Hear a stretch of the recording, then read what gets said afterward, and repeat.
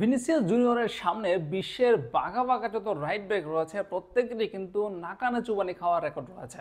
বিশেষ করে UEFA champions লিগের টুর্নামেন্টটা যখন চলে তখনই বিশ্বের বড় বড় ক্লাবগুলোর সঙ্গে রিয়াল মাদ্রিদের খেলা হয় এখন, এবং তখনই বিশ্বের বড় বড় সব রাইট ব্যাক যারা রয়েছে তাদের বিপক্ষে রিয়াল মাদ্রিদের এই ফুটবলারের দেখাটা হয়ে যায়। আর সেখানেই দেখা যায় ভিনিসিয়াস জুনিয়র তাদেরকে কিভাবে কি সুন্দরভাবে বানর নাচ নাচিয়ে থাকেন।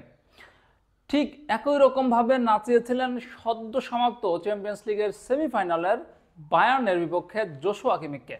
সেই ম্যাচে বায়ার্নের কিমিককে রীতিমতো নাকানে চুবানে খাইয়েছিলেন এবং উভয় ম্যাচে ম্যাচ সেরা খেলার হয়েছিলেন ভিনিসিয়াস জুনিয়র।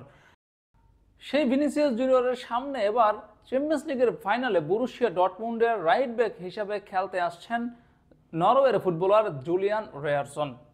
এই ফুটবলার ভিনিসিয়াস জুনিয়রের বিপক্ষে কতটা ভালো করে সেটা হচ্ছে দেখার বিষয়। তবে চলতি মৌসুমে এখনো পর্যন্ত জুলিয়ান রেয়ারসন সব মিলিয়ে 33 বার ড্রিবল পাস্ট হয়েছেন প্রতিপক্ষের ফুটবলারের ধারা। তার এই 33 সংখ্যাটাকে ভিনিসিয়াস জুনিয়র কত 33-এ নিয়ে যেতে পারেন সেটাই হচ্ছে দেখার বিষয়।